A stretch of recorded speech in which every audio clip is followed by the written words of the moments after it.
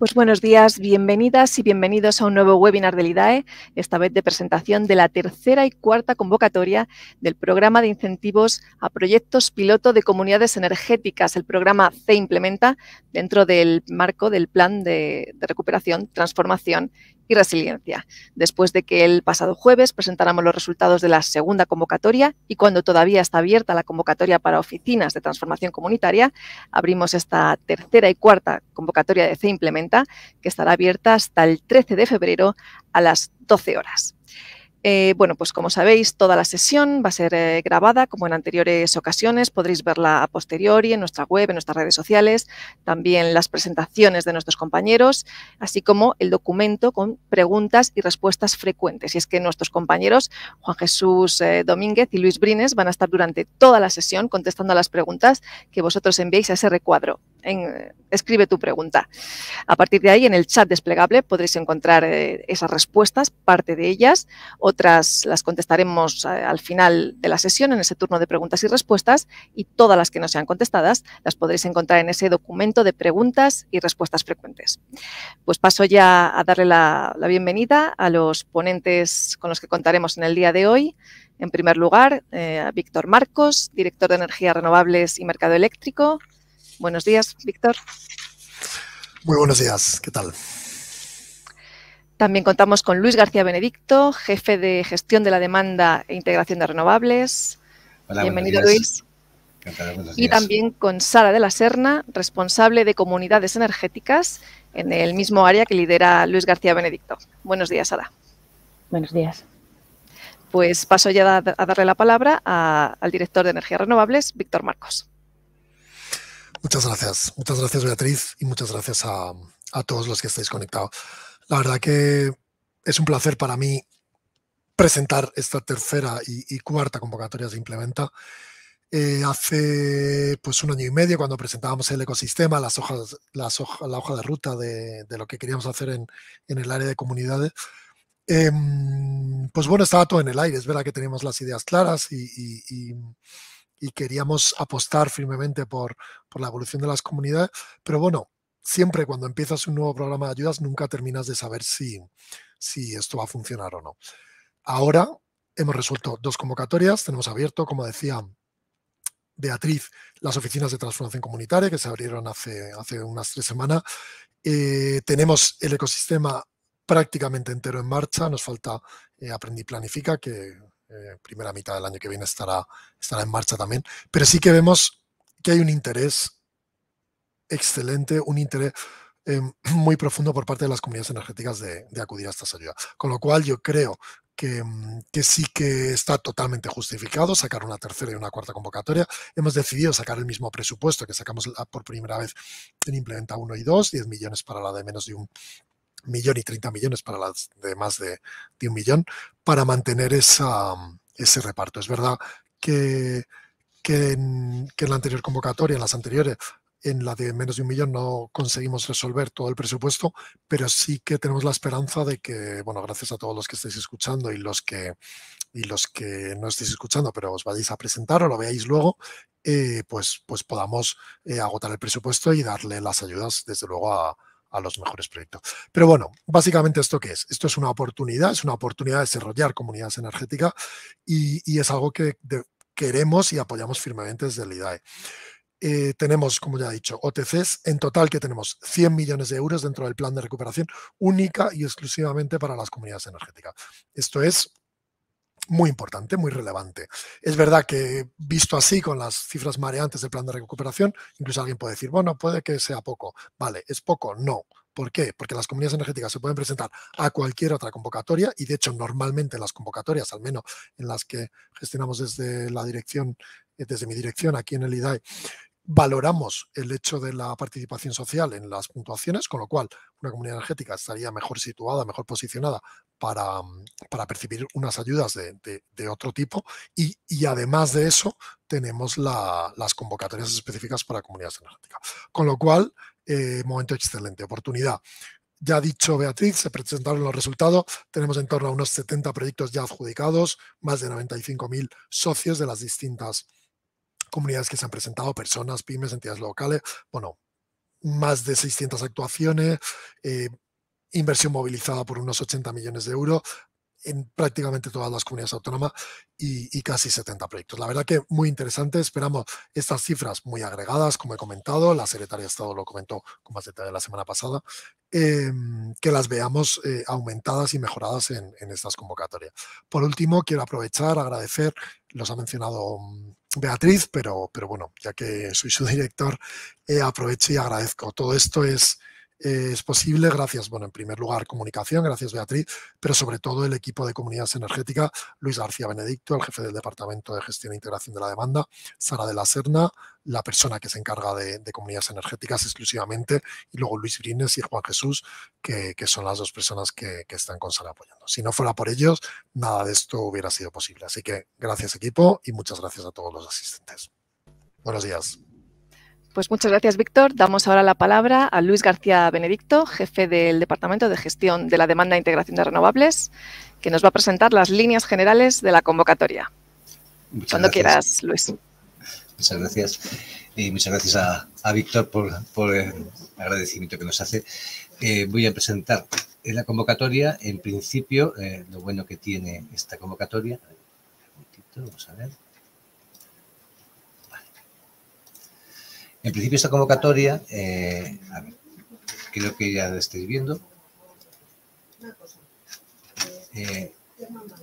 Es igual que las convocatorias que hemos tenido anteriormente, con lo cual entendemos que para vosotros no va a ser algo nuevo en general, quitando pues, algunas personas que a lo mejor no han visto las convocatorias de Implementa 1 y Implementa 2, pero básicamente las convocatorias son iguales, con lo cual no nos vamos a detener mucho en el contenido como hicimos la primera vez. Tenéis también grabada la anterior presentación de Implementa 1 y Implementa 2, y nos vamos a ir a los puntos importantes que tenéis que tener en cuenta a la hora de presentarse, que creemos que son lo que más os interesa a vosotros. Y lo primero que tenemos que decir es que, evidentemente, estas convocatorias se van a regular exactamente igual que las anteriores por la orden TED 1446 y las dos resoluciones que han salido en octubre y que habéis podido descargaros y ver lo que dicen. Voy a repetirlo varias veces en mi presentación. Es muy importante leerlas enteras. Entendemos que a veces es un poco rollo el tener que leerse este tipo de bases reguladoras y parece que dicen siempre lo mismo. Puede que sí y puede que no digan exactamente lo mismo, sobre todo cuando son unas convocatorias tan específicas para un tema como es las comunidades energéticas. Por tanto, os recomendamos que las leáis porque luego recibimos muchas consultas que están resueltas en las propias convocatorias o en la propia orden, punto por punto, e incluso para los beneficiarios que ya han sido otorgados, pues a veces nos preguntan cosas que están reguladas perfectamente en los diferentes artículos. Por tanto, muy importante que os leáis la orden y las convocatorias. El programa es exactamente igual que el Implementa 1 y 2, es una concurrencia competitiva, está centralizada en IDAE, y la única diferencia es que en este caso, bueno, pues se resuelven por el Consejo de Administración nuestro, que en las anteriores fue por el director general. Hoy iniciamos el plazo de presentación de solicitudes y se acaba el día 13 de febrero a las 12. Y como hemos dicho en todas las convocatorias anteriores de todo tipo del IDAE, no esperéis al último día. No digo al último segundo, al último día. ¿Por qué? Porque hemos encontrado que muchas veces fallan los sistemas informáticos y queréis recurrir. Y no podéis. ¿Por qué? Porque un fallo de vuestro sistema informático no es asimilable dentro de la regulación para admitir esa solicitud. Por tanto, es mejor que la presentéis antes y si tenéis alguna cosa que subsanar, se subsane, a que la presentéis el último día. Dejaros unos días antes, por si acaso hay cualquier tipo de problema, para poder presentar las solicitudes. Y cuanto antes lo hagáis, por supuesto, mejor. Importante, el plazo de realización. Son 14 meses. A la hora de que vayáis a presentar una convocatoria, una solicitud, pensad muy bien en estos 14 meses. Es el plazo que tenemos, estamos sujetos al plan de recuperación y no podemos estar ampliando plazos. Por tanto, os pedimos que os ajustéis a los 14 meses. Es decir, si tengo que dejarme algo en mi solicitud y no meter tantas cosas, pues meto algo menos, pero sé que la voy a poder realizar en el tiempo que me están estipulando. Bien, los objetivos yo creo que todos los tenemos claros, ¿no? Queremos fortalecer un sistema que ya vamos haciéndolo poco a poco con todos los programas que hemos tenido hasta ahora y promover el desarrollo de este sector energético dentro de aquellos actores que no están tradicionalmente involucrados en el mismo. ¿Por qué hacemos tanto hincapié esto en este sentido? Porque tenemos muchas líneas de ayudas y muchas de esas líneas de ayudas están dedicadas a empresas del sector energético.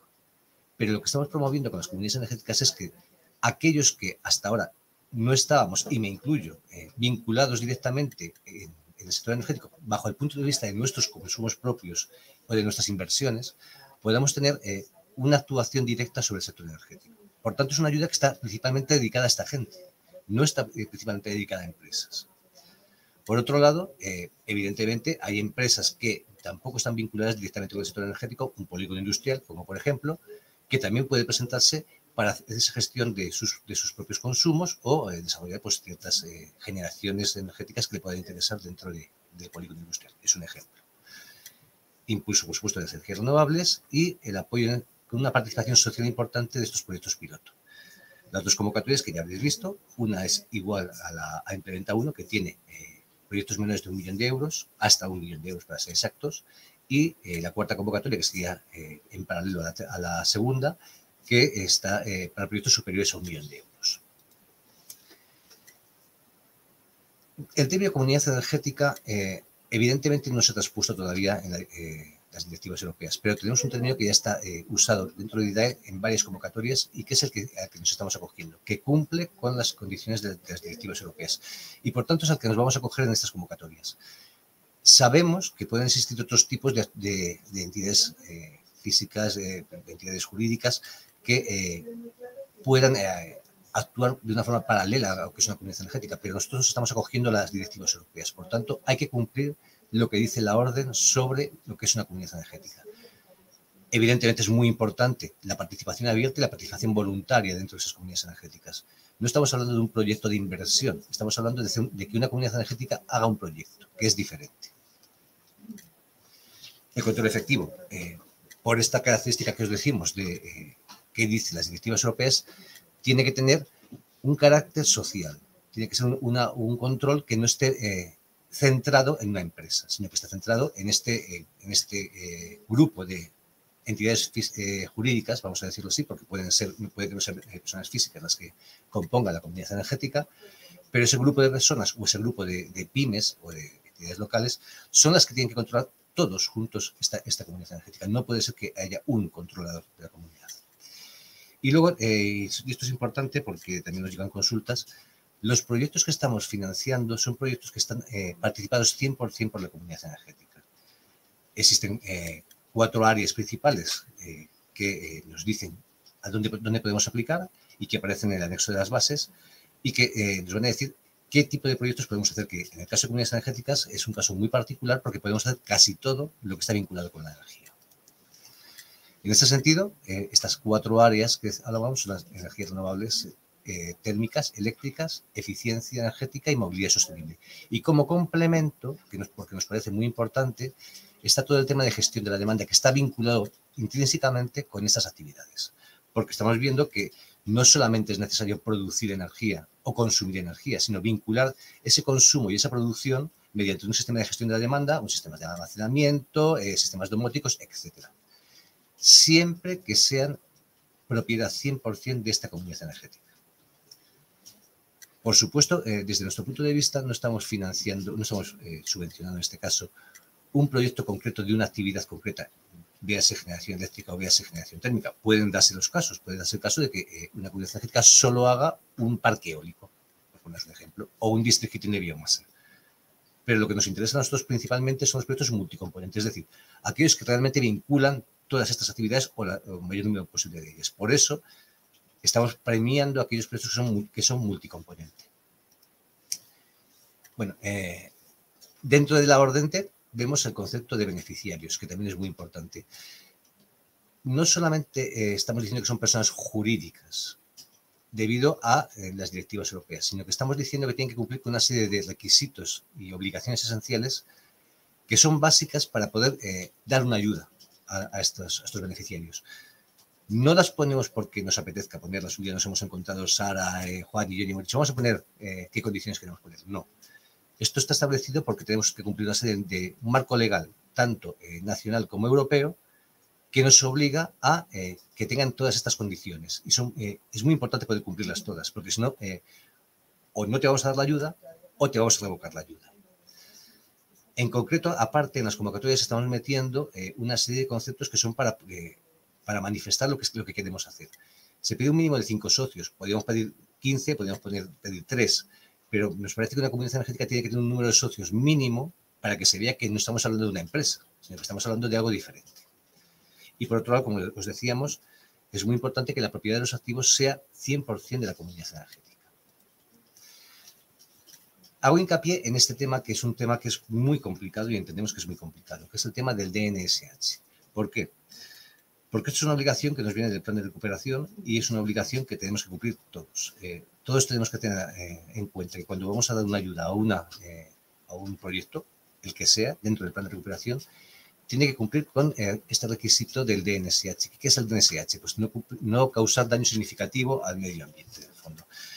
Está vinculado a 6 conceptos diferentes, que son mitigación del cambio climático, adaptación, uso sostenible del agua y recursos marinos, economía circular, prevención de la polución y protección de la diversidad y los ecosistemas. Eso significa que todos nuestros proyectos no solamente van a tener que cumplir con las exigencias medioambientales normales de un proyecto típico, que puede ser la guía o puede ser un permiso, una licencia ambiental de cualquier tipo, sino que además tienen que cumplir con estas características. Estas características que en concreto, dentro del mecanismo de recuperación y resiliencia, aparecen recogidas con unas definiciones y con unas consideraciones. Lo digo porque todos, cuando hagamos el proyecto, tenemos que tener presente esto. Ahí existen las guías, ahí os ponemos datos sobre las guías. Dentro de la web de IDAE tenéis información sobre este DNSH y dentro de las diferentes páginas del Ministerio también tenéis información sobre el DNSH. Y es importante que lo cumplamos y que después tengamos que hacer una declaración responsable de que estamos cumpliendo con este DNSH. La valoración y selección de solicitudes. Aquí podríamos debatir sobre si es más importante un criterio que otro criterio. Evidentemente, podemos tener todo tipo de opiniones al respecto. Pero tenemos que tener en cuenta una serie de conceptos. Primero, hay que hacer un mínimo de puntuación. Evidentemente, si estamos pidiendo unas características a los proyectos, deben de tener un mínimo de cumplimiento de estas características. Por otro lado, debido a que nos acogemos al Reglamento General de Selección por Categorías, el punto principal va a ser la reducción sobre la ayuda máxima, de forma que, aunque por puntuación no sean los más elevados, sí que a efectos de igualdad de puntuación se va a considerar como el primer criterio de desempate. Y después, dado que estamos en un concepto que es social, el segundo punto va a ser este impacto social y de género. Y tercer punto, ¿cuál va a ser? Pues lo que hemos comentado antes. Es muy importante el multicomponente, el sentido de multicomponente de los proyectos. Y por último, vuelvo a reseñar el tema de cuándo presento la solicitud. Veis que en el punto D hablamos de fecha, hora y minuto de formalización de solicitud. Es decir, cuanto antes presentes la solicitud, en caso de empate te voy a coger a ti primero que a otro. No dejemos la presentación para los últimos días. Respecto a los proyectos singulares, bueno, tenéis tanto el artículo 8 como la disposición séptima de las convocatorias, donde se especifica un poco qué características tienen estos proyectos singulares. Son proyectos singulares en sí mismos porque la participación es una participación de agentes que no son típicos del sector, con lo cual ya es un proyecto singular desde el punto de vista energético. Pero además tiene una serie de actuaciones que son las que hemos visto antes, que también me van a conformar esa singularidad. Si ves las convocatorias normalmente de energías renovables o de eficiencia energética, son convocatorias que están limitadas a algún tipo de aplicación, que no abren un abanico tan amplio como estamos poniendo nosotros, desde renovables hasta eficiencia o hasta movilidad. Este carácter, que es, no voy a decir único, porque igual alguien me corrige, pero es un carácter muy singular de estas convocatorias. El poder establecer en una sola solicitud diferentes proyectos y diferentes características. Eso es importante a la hora de valorar estos proyectos multicomponentes. Ahí tenéis los porcentajes de ayuda. ¿Por qué son diferentes? Pues son diferentes por lo que hemos comentado antes, porque en el Reglamento 651, el Reglamento General de Selección por Categorías, nos limitan la cantidad de ayuda que podemos dar en el caso de eficiencia y movilidad a esos valores que estáis viendo ahí. Y en el caso de renovables, porque estamos acogiéndonos a una concurrencia competitiva, de la cual tenemos un máximo sobre el que partimos y sobre el cual vamos a hacer una rebaja. ¿Cómo calculamos las ayudas? Pues evidentemente si tenemos diferentes valores de costes subvencionables, si tenemos diferentes valores de porcentaje de ayuda, puede parecernos un lío. Realmente tenemos Excel que veréis que es básicamente sencillo y la cuestión es buscar qué ayuda máxima puede recibir un proyecto. ¿Cómo? Pues dividiéndolo en las diferentes actuaciones que tengo, si son de movilidad, si son de renovables o si son de térmicas o eléctricas o si son de eficiencia, con su correspondiente parte de gestión de demanda en el caso de que la tengamos. Podemos calcular el nivel de ayuda por sumatorio de estas ayudas y saber qué ayuda vamos a pedir.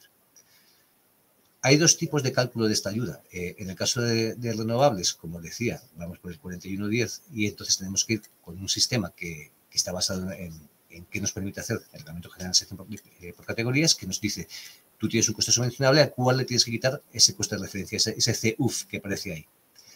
Eso es obligatorio por el Reglamento General de Sección por categorías y sobre esa cantidad es sobre la que yo puedo aplicar la intensidad de ayuda. En cambio, en eficiencia y en movilidad sostenible no tengo ese problema de ese coste de referencia, entonces directamente ya puedo ir al coste subvencionable. Voy a dejar a Sara que entre ahora a seguir con esta presentación, pero creo que es muy importante remarcar dos detalles. Uno, leeros la convocatoria y leeros la orden. Es básico para que podamos hacer una buena evaluación de vuestra solicitud. Segundo, no dejéis para el final la presentación de la solicitud. Muchas gracias. Pues muchas gracias, Luis. Como comentabas, damos paso ya a Sara de la Serna, responsable del área de comunidades energéticas en el departamento que lidera Luis, para que nos comente un poco cómo presentar esa solicitud a través del tramitador. Adelante, Sara. Hola, buenos días. Gracias, Bea. Y reitero lo que han comentado tanto Víctor como Luis, que bueno, que es un placer estar aquí para presentar esta tercera y cuarta convocatoria y que ojalá que efectivamente tengan, si cabe, mayor éxito que la primera y segunda y bueno, que nosotros, por supuesto, estamos dispuestos a apoyar en lo que haga falta para ello. Voy a compartir la presentación.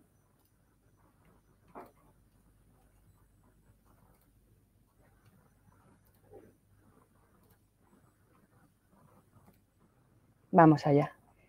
Lo que quiero hacer en los próximos minutos es un poco ver el camino a seguir a nivel del tramitador, que es una de las partes, ¿no?, que compone presentarte estas ayudas y mostraros un poco ese camino, ¿no?, de manera que lo tengáis plasmado en esas presentaciones que se van a quedar registradas más tarde en la web del IDAE y las podáis seguir. Si bien es cierto que ahora quizás pues es más difícil de quedarse con todos los datos, ¿no?, pero como hemos comentado, esta información se quedará grabada en la página web. Ya hemos comentado fechas de presentación de solicitudes. Aquí simplemente es informaros de dónde y cómo podéis acceder. Pues simplemente este es el camino a través de la web del IDAE. Hay una pantalla de comunidades energéticas. Se está estableciendo así a nivel de todas las ayudas del IDAE. Hay un cuadrito específico de estas ayudas. Después, una vez que os metáis en comunidades energéticas, está dividido en los diferentes programas que tenemos. Ahí se muestran tanto el programa de las OTCs, de las Oficinas de Transformación Comunitaria, como las de Implementa. Pues bien, si pincháis en Implementa, allí veréis que os aparecen las 4 convocatorias, la información de interés. En la tercera y cuarta es donde efectivamente podéis verlas, que ya están abiertas para empezar a indagar y ver ese tramitador.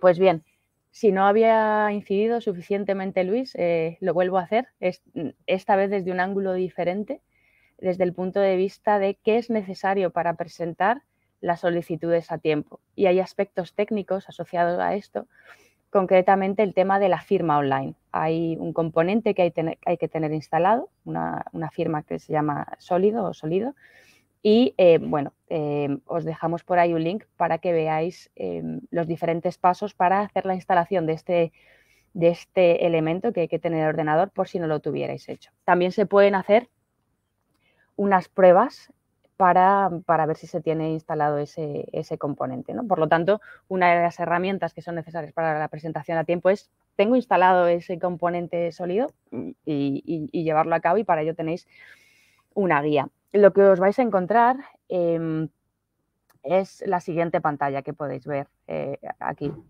Hay un formulario de solicitud de pilotos y después una serie de carpetas con documentación a presentar. Pues bien, lo primero que hay que hacer es completar ese formulario de solicitud. Vais a ver diferentes pantallas, las diferentes pestañas, las que veis ahí, de beneficiario, representante, contacto, datos de proyecto, datos de valoración y obligaciones tributarias. Y en esta primera pestaña de beneficiario, bueno, veis una serie de campos que son necesarios para cada uno de los beneficiarios, y aquellos campos con asterisco en rojo son aquellos que son obligatorios para vosotros. Y en todas las pantallas también veréis esos botoncitos de guardar y validar. Por otra parte, aquí os damos algunas pistas de elementos que os pueden ser necesarios para cuando completéis estos campos. Se habla de que tenéis que decir pues el tamaño de la empresa. Para ello hay una guía del usuario sobre el concepto de pyme, que os ponemos ahí un link para que lo veáis reflejados. Habrá que rellenar el número de socios o miembros con la categoría señalada. Y, bueno, también introducir una serie de datos del representante legal. Por otra parte, en la pestaña de datos del proyecto, sí que tendréis que atender a las indicaciones que se incluyen en el tramitador, en cuanto a el orden en que tenéis que introducir actuaciones y ciertos requisitos de cómo se han de introducir esa información. Simplemente pediros que lo sigáis. Y bueno, dentro de esa pestaña también veréis los datos del proyecto, que aparecen concretamente aspectos relativos a temas económicos, aspectos relativos a la ayuda máxima del proyecto, a la ayuda solicitada del proyecto, y todos esos datos económicos vienen desarrollados en el anexo 3 de la convocatoria, que elabora sobre lo que comentaba Luis de cómo se calculan esas ayudas que le corresponden a cada beneficiario según el tipo de proyecto que presente. Por otra parte, la pestaña de los datos de valoración, simplemente esta es una pestaña muy sencilla, os aparecen los diferentes criterios por los cuales se van a evaluar las presentaciones y se os va a preguntar si queréis ser evaluados sí o no por los diferentes criterios. Y esto habrá de ser coherente con lo que presentéis en vuestro plan de trabajo, que es el documento donde viene toda la información relativa a vuestro proyecto, relativa a los criterios de valoración también. En concreto, en el criterio de impacto social y de género tenemos dos Excels que tienen las listas de municipios de reto demográfico y de los municipios incluidos en el convenio de transición justa en la sección de evaluación de solicitudes. Y bueno, si entráis en la página web del IDAE podéis acceder fácilmente a esos listados. Y por último hay una pestaña de obligaciones tributarias que es con la que se cierra el trámite de la presentación. Una vez que hayáis terminado, tendréis que dar al botón de guardar y validar. Y lo que podéis ver es que os va a aparecer un mensaje de validaciones con campos que no hayáis completado correctamente o con campos con los que quizás debéis rellenar y no habéis rellenado. Una vez que los hayáis completado todo correctamente, el formulario, la solicitud de formulario va a ser validada y ya podréis pasar al paso número 2, que es completar la documentación común y la documentación adicional. Esa es la información que veis en la pantalla y todas las plantillas que necesitáis aparecen en la sede del IDAE, en la sede de cada una de esas convocatorias. Si vais al final de la página hay una sección de documentos adjuntos, como veis ahora aquí, y que os presentan no solamente las plantillas de los diferentes anexos que vais a necesitar incluir, pero también elementos que creemos que os pueden ser útiles a la hora de presentar la solicitud. En primer lugar, tenemos una Excel con una guía de documentos en la que lo que hacemos es en una sola Excel, en una sola página, poner todos los documentos que son necesarios presentar dependiendo del tipo de actuación que se presente y dependiendo del tipo de beneficiario. Por lo tanto, creo que es un documento de ayuda interesante que os invitamos a consultar. Y también tenemos un Excel guía de cálculos, en el cual si introducís una serie de datos que se os pide, automáticamente se va a calcular la ayuda que tenéis adjudicada. Y esa información es la información que después veréis replicada en el tramitador. Una vez que completéis ese Excel para ver qué ayuda os corresponde a vuestro proyecto, en el tramitador veréis que también esa ayuda aparece calculada automáticamente. Y estos documentos ya están subidos en sede, ya los podéis acceder y podéis consultarlos. Esto es simplemente mostraros un poco más de los documentos que acabo de comentar. A la izquierda el Excel guía de documentos. Como veis, es un documento bastante sencillo. Viene un nombre de la carpeta, el tipo de documento que es, para quién es obligatorio y, bueno, si queréis utilizar este documento, puesto que este documento no es obligatorio de presentación, pero por si es útil, pues marcar si se aporta y presentarlo a la solicitud. Después el Excel guía de cálculos, de nuevo, es una herramienta sencilla para facilitaros la vida en el proceso del cálculo de ayudas. Y entre los modelos que podemos resaltar está el del plan de trabajo, que es ese documento central que tendréis que completar con toda la información relevante de vuestro proyecto.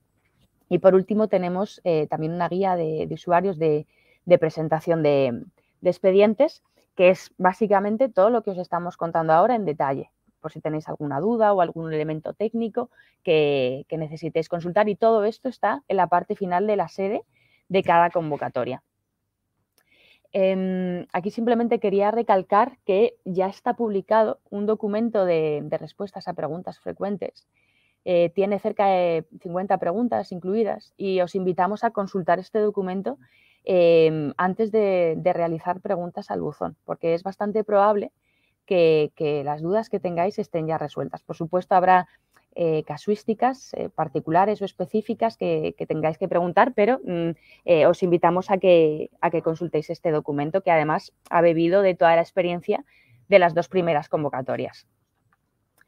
Terminar comentando que, por supuesto, hay elementos de soporte. Hay diferentes buzones. Hay un buzón específico de solicitudes.ci@idai.es, así como un buzón específico si hay problemas informáticos, el que veis arriba, y un buzón más abierto del servicio de información a la ciudadanía. Simplemente lo que os he comentado ya, ese documento de respuesta a las preguntas frecuentes y la guía del usuario para la presentación de expedientes. Y con esto termino mi presentación y dispuestos a responder las dudas que tengáis. Pues muchas gracias, Sara. Pasamos efectivamente al turno de preguntas y respuestas, a esas preguntas que han estado contestando nuestros compañeros Juan Jesús Domínguez y Luis Brines a través del chat. Así que vamos a ello.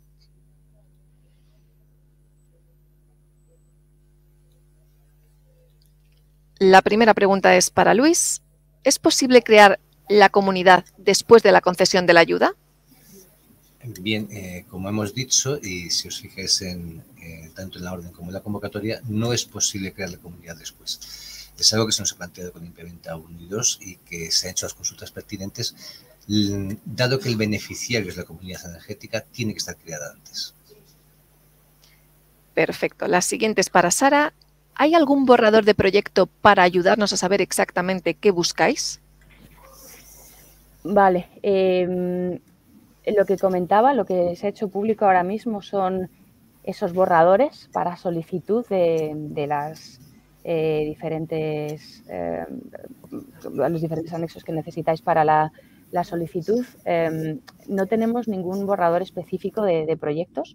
Sí que a modo de idea tenemos unas fichas publicadas de los proyectos que se han presentado para Implementa 1 y 2. Ahí podéis tener una idea general de cuáles son los tipos de proyectos presentados, pero puesto que estos proyectos además son proyectos en concurrencia competitiva y se presentan con su singularidad, no hay a disposición ningún modelo específico de proyectos. Es más, os invitamos que adaptéis vuestros proyectos según lo que creáis para las necesidades específicas de vuestra comunidad energética. Pues la siguiente para Luis. De cara a presentar una actuación multicomponente en núcleo urbano que incluya un mejor aprovechamiento de generación fotovoltaica de autoconsumo en hogares y que permita acercar la gestión y flexibilidad de la demanda a hogares e industria, se plantea un piloto de electrificación de hogares más domotización de hogares e instalación de actuadores en empresas e industria. En el caso de generación eléctrica, fotovoltaica para autoconsumo, entendemos de las bases que las instalaciones objeto de ayuda deben ser titularidad de la comunidad energética. En el caso presentado anteriormente, donde electrificación significa instalación de aerotermias o bombas de calor de alta eficiencia y sistemas de generación de ACS en los hogares, ¿hay alguna limitación al respecto por lo que hace a titularidad o pertenencia en el seno de la comunidad energética por parte de los propietarios o inquilinos de las viviendas en el marco de la comunidad? Bien, como hemos comentado en la presentación, todos los proyectos subvencionables tienen que ser propiedad 100% de la comunidad energética. Ahora, me explico. Si existen equipos que son necesarios para estos usuarios finales, no serán subvencionables por parte del IDAE, pero podrían instalarse. Es decir, puedo hacer una red de calefacción o puedo hacer una red eléctrica del tipo que sea, y el equipo final que tiene el usuario lo compra el usuario por su cuenta. Si quiere pedir ayudas a otra convocatoria, no a la nuestra, pero podría hacerlo. Lo importante es que lo que sean los equipos propios de la subvención tienen que ser de la comunidad energética. Incluso también podría tener la comunidad energética la propiedad de esas aerotermias que decimos individuales. Un poco más extraño, pero podría darse el caso. Gracias, Luis. Sara, ¿hay algún impedimento para que una cooperativa agraria constituya una comunidad energética con sus socios? Vale, fenomenal. Gracias, Bea. Como hemos comentado, esto es relativo al tema de quiénes pueden ser beneficiarios, que creo que ya ha incidido Luis en este tema. No habría problema en que una cooperativa agraria fuera pues una solicitante siempre y cuando cumpla los requisitos que se establecen en el artículo 7 de las órdenes, también en la disposición quinta, esos requisitos de participación abierta y voluntaria. Si bien es cierto que las cooperativas intrínsecamente no pueden cumplir muchos de esos elementos, y por lo tanto siempre que estén alineadas con las bases y la convocatoria, y también con la definición que se establece en el artículo 2 de comunidades energéticas, serían elegibles. Es más, haciendo un poco balance de lo que hemos visto en Implementa 1 y 2, creo que cerca de la mitad de las comunidades energéticas tenían forma jurídica de cooperativa. Entonces, bueno, sí que vemos que ese modelo, siempre y cuando cumpla con requisitos, sería factible.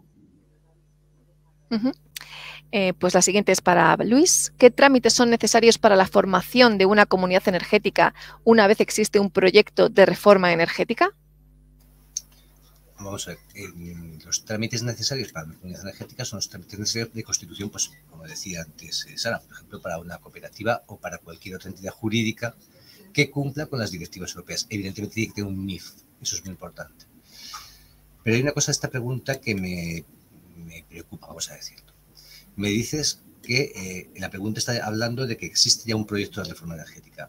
No sé muy bien si estamos hablando de una comunidad de vecinos, por ejemplo, que tiene un proyecto ya y que va a hacer un proyecto de reforma del edificio. Si lo va a hacer la comunidad de vecinos, no es una comunidad energética. Tenemos que saber diferenciar entre los conceptos de comunidad energética, comunidad de vecinos y otros conceptos, otras entidades jurídicas que existen, ¿vale? Por tanto, para hacer un proyecto de una comunidad energética, primero tengo que tener la comunidad energética, tengo que saber lo que voy a hacer. ¿Que puedo hacerlo en paralelo y en el momento de la solicitud tener tanto la comunidad energética constituida como el proyecto de reforma energética o de lo que sea? Sí, por supuesto.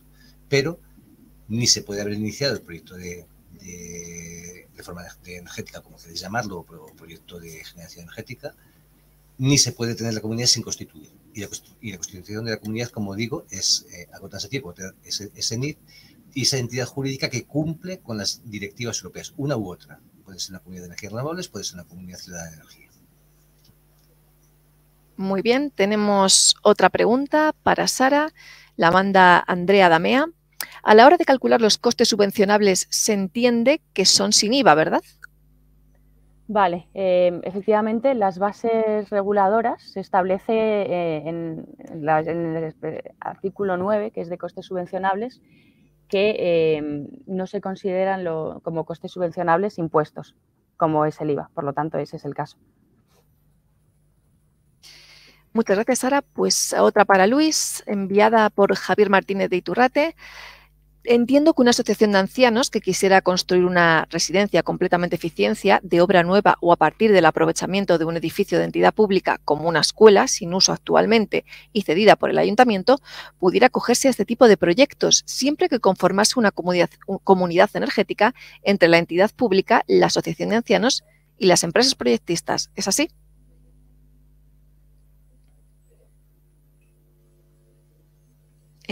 Luis, ¿estás muteado en este momento? Perdona, sí. Quiero decir que no es así.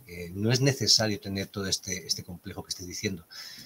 Hay que tener una comunidad energética, ¿vale? La comunidad energética la pueden formar los ancianos con el ayuntamiento, los ancianos con el ayuntamiento y con una empresa, con una pyme, o la pyme con los ayuntamientos, etcétera. O sea, no es necesario que todos formen parte de esa comunidad energética. Ahora, dicho esto, si se va a hacer esa instalación de lo que sea dentro de un edificio, ese edificio será propiedad de alguien. Si lo cede el ayuntamiento, pues tendríamos que ver con el interventor de ayuntamiento si puede hacer esa cesión del edificio por parte del ayuntamiento a esta comunidad energética que sería los ancianos. Que puede formar parte o no el ayuntamiento de esa comunidad energética. No tiene por qué formar parte, porque me imagino que es una fotovoltaica, ¿vale? Por poner un ejemplo. Tengo el edificio que es propiedad del ayuntamiento que cede la cubierta para que se ponga la fotovoltaica. La fotovoltaica, que es lo que voy a subvencionar, es lo que tiene que ser propiedad 100% de esa comunidad energética que puede estar formada por los ancianos solamente o por los ancianos y el ayuntamiento. ¿De acuerdo? O si quiere participar el promotor, la pyme esta que estamos hablando, los proyectistas, pues también podría participar. Siempre y cuando cumplan con los requisitos que hemos visto antes de control efectivo, etcétera. Bueno, pues hasta aquí llegaría este turno de preguntas y respuestas en el día de hoy. Ya sabéis que todas esas preguntas y respuestas van a estar recogidas en un documento de preguntas y respuestas frecuentes que, como ha dicho Sara, podéis seguir mandando vuestras preguntas al buzón solicitudes.cei@idae.es, pero que también hay un documento de las anteriores convocatorias de Implementa con más de 50 preguntas al que podéis acogeros para responder todas vuestras dudas. Nada más, sabéis que esta sesión está siendo grabada y que tanto la sesión como las presentaciones de nuestros compañeros, como por supuesto esas preguntas y respuestas que mencionábamos, pues estarán accesibles a través de la web y de las redes sociales. Así que ahora ya solo resta que todos los que estéis interesados echéis vuestra solicitud antes del 13 de febrero a las 12 horas. Muchas gracias y hasta la próxima.